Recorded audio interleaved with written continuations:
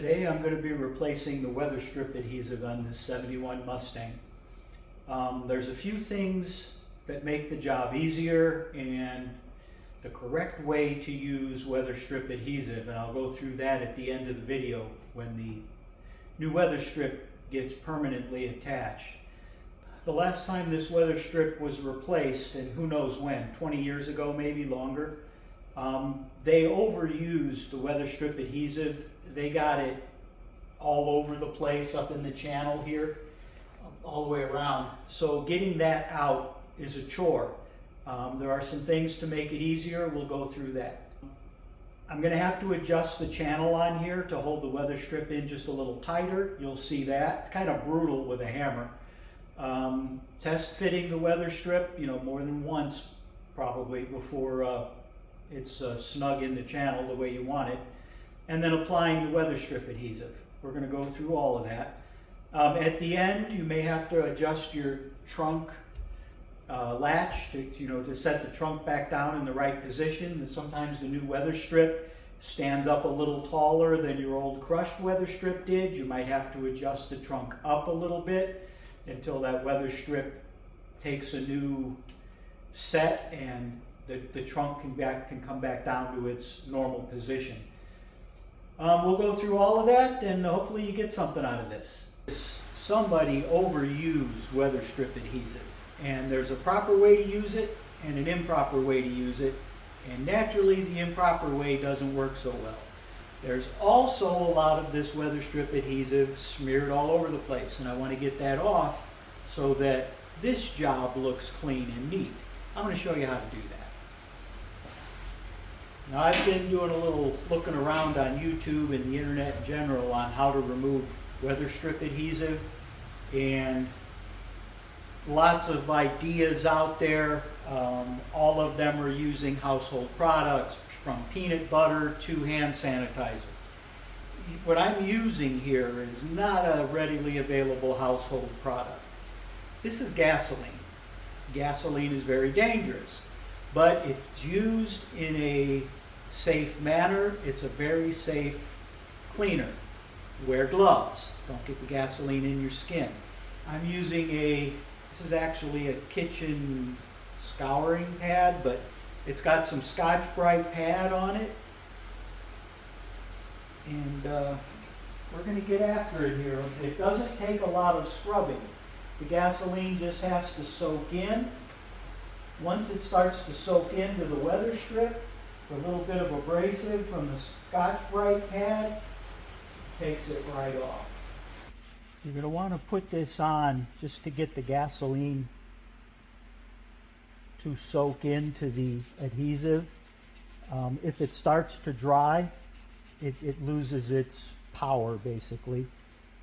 So let it soak in a little bit. Gasoline evaporates very quickly. Now you can see here that it's coming off, but even this, I'm having to do quite a bit of scrubbing to get through it, but it is coming off. Now on this spot right here, I'm going to have to go ballistic on it. This is so thick and hard that the Scotch-Brite really isn't even cutting through it.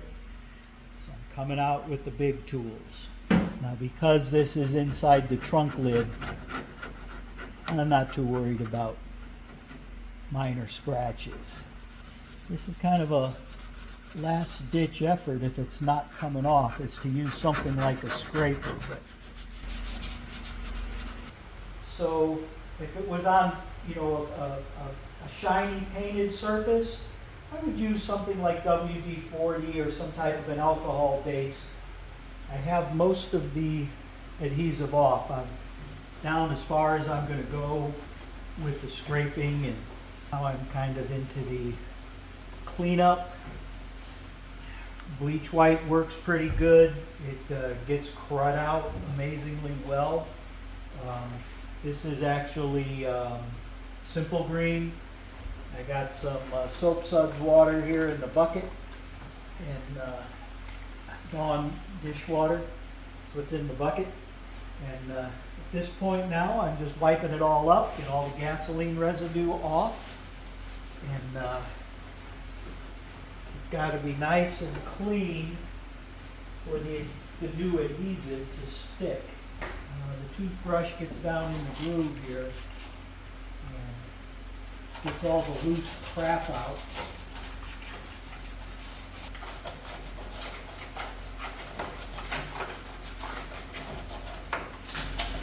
Like anything,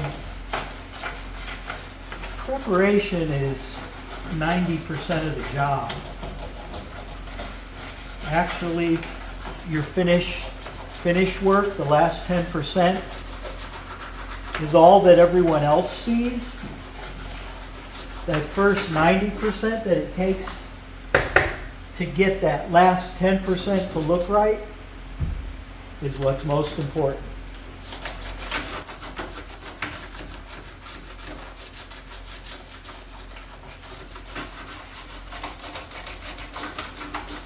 Alright guys, I gotta keep working here. To get started installing this, there's a specific way it needs to go on so that this groove sits under the lip. And it's gonna go this way. I'm gonna start here, putting the groove under the lip, but in order not to fight this, I'm going to lay it out on the trunk. So then all I have to do now is just lay it in place and not really fight it around the corners. This just makes it a little easier to get in place. As you can see here also, I put some rust preventative or rust encapsulator in the groove, put some paint over it. This is sealed, even though there was a little surface rust in there. It's now dead and sealed. So to keep going with this, now that we have it on the right way, and you generally want to start here in the middle somewhere.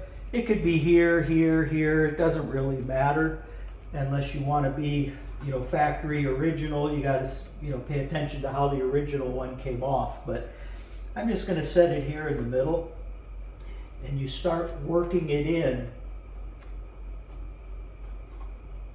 to the channel, setting the back side in, this side here, and then locking the other side under the lip. And it is staying in there nicely without even using any adhesive.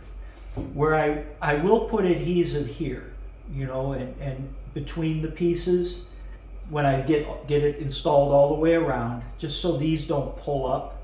I will put some adhesive there, but like across here, it doesn't need any. Now when we get to the corner here, it's going to be a different story. This corner is not sitting the way I would like it. You can also use a tool to help work it in. This is plastic. It's got a fairly flat edge there, but it won't damage anything. You can use this to kind of tuck it in. A screwdriver may actually dig into the rubber. You don't want that. This blunt end will push it into the channel without damaging anything. Now as I'm tucking all of this in, you can kind of see here it didn't go down in the, this little flap didn't get under the channel there, so you just got to push it in gently. And once it's in there, it's not coming out. When I am making adjustments like this, I don't like to hit it directly with a hammer. I like to use a piece of wood. It kind of softens the blow a little bit.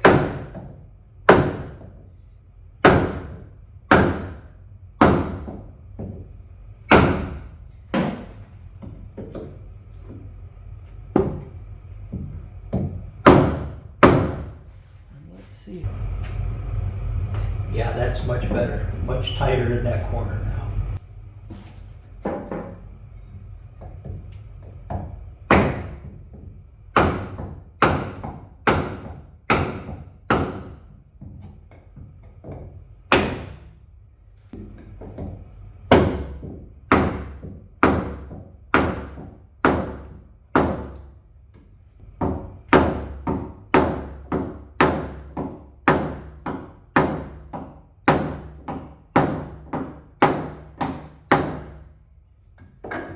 let's see how that is.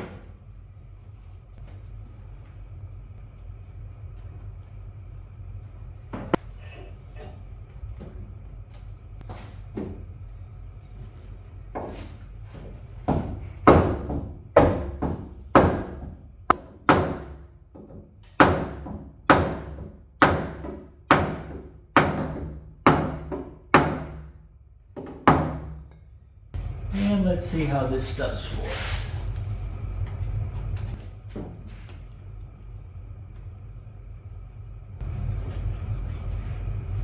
And this corner is very loose.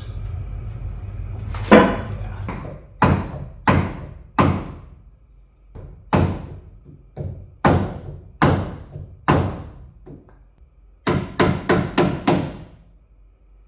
Let's see how that does.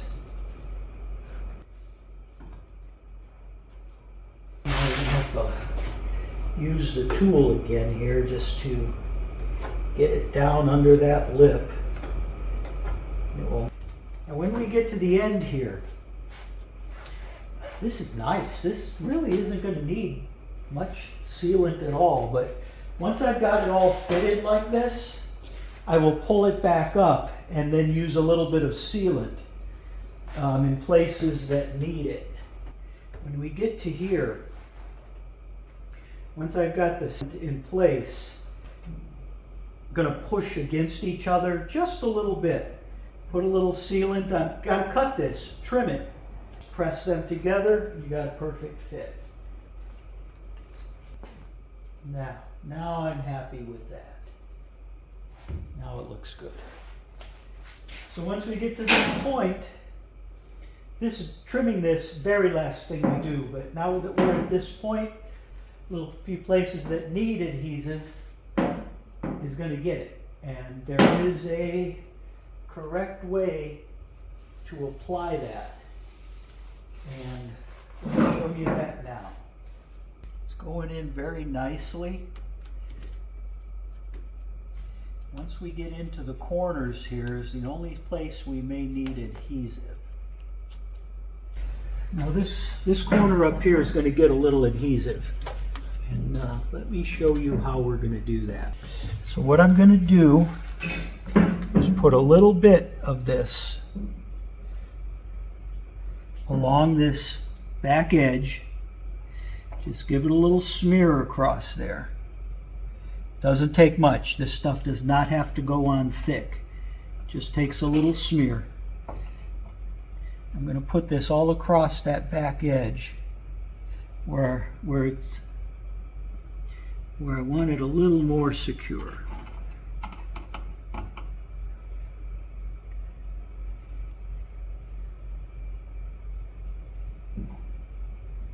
There we go. And also, you got to put some on the back side of the Weatherstrip where you want it to, so that they mate together. The adhesive on the body has got to mate together with the adhesive on the strip. When those two surfaces contact, it's a bond that's not coming apart. And it doesn't take much. You don't need to overuse this. The key to it is to letting both sides tack up. That is the key. You can't just put the adhesive on and stick them together. It'll slide off. They need to start to get a little tacky. And once they do, it'll make that bond. And it's there for good. Getting there, but not yet. Give it another minute or so. Okay, a couple of minutes have gone by here. And let's just start setting this in place. You do have a short amount of time to work this in before that adhesive sets up. And once it bonds, it's in there for good. But it does give you just a little bit of time. So let's get it in there.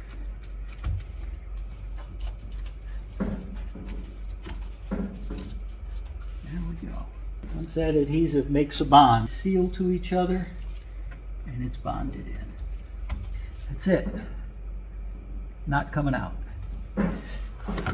That's good. That's the way to properly set the adhesive. Okay, we've got it all tucked in all the way around. I did put a little layer of adhesive all the way across the top here, same as I did this corner, and same thing around this corner into here. This doesn't really need any adhesive. I'm not going to put any there. Now we're to this point right here. We've got to trim off the tail and seal these two ends together, glue them together. So I'm going to use a pair of scissors, and I'm going to cut this just a little bit on the long side. And because I can't draw a straight line, I can't cut one either. So I'm going to make a little mark right there, right there. That's pretty much straight. It's going to give it just a little bit of push so the two pieces stay together. Let's cut this off. I'm going to cut it just a little on the long side.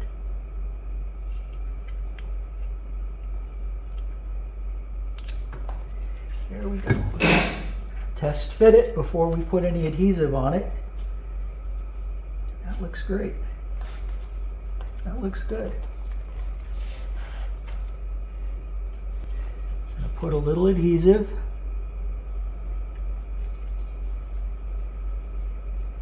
Right in here on this back side.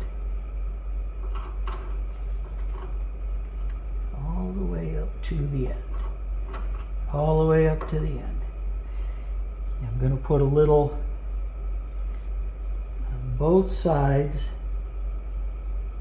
of the seal, because I want those two to glue together as one piece.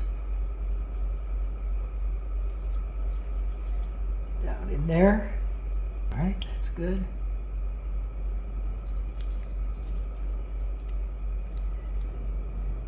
Now a little on the other side.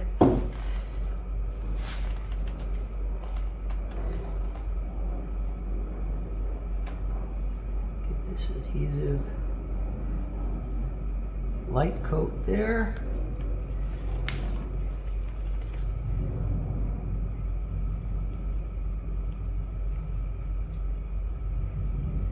You know, the funny thing is, I've been wearing these gloves for this little project, and I haven't got any on my hands yet.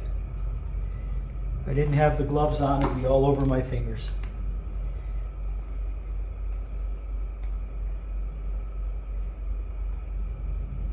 There we go. All over the end.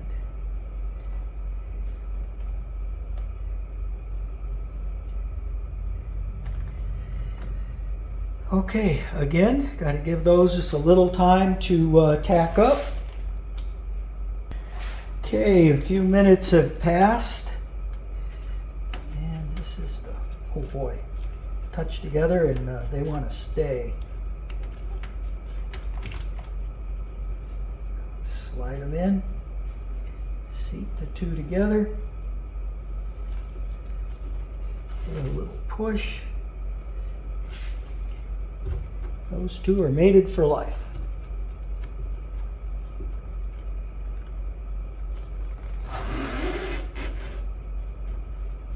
And they're good.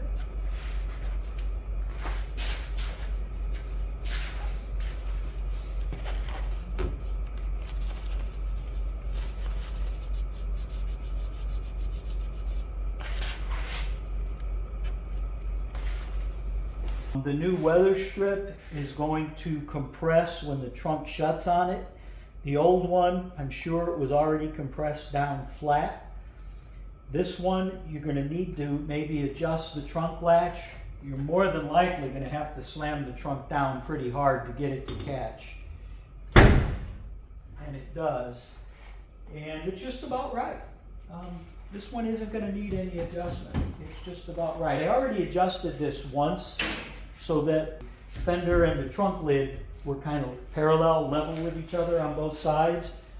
and it's good right where it's at. I don't need to make any adjustments, but that would be the last thing with new Weatherstrip, is getting the trunk adjusted just right. And this one is good. Perfect. All right, guys. That's how you install Weatherstrip. I think this is probably one of the longest videos I've made. I hope I helped explain a little bit on how to use the adhesive the correct way. And you do it that way, you don't need a lot, and you don't need any tape or clamps or anything to hold it in place. When those two surfaces start to tack up, stick them together, and they're not coming apart. And that's the correct way to use it. You don't need a lot. So hope everybody has a great week, and go out and install some Weatherstrip. It's not that hard. Take care.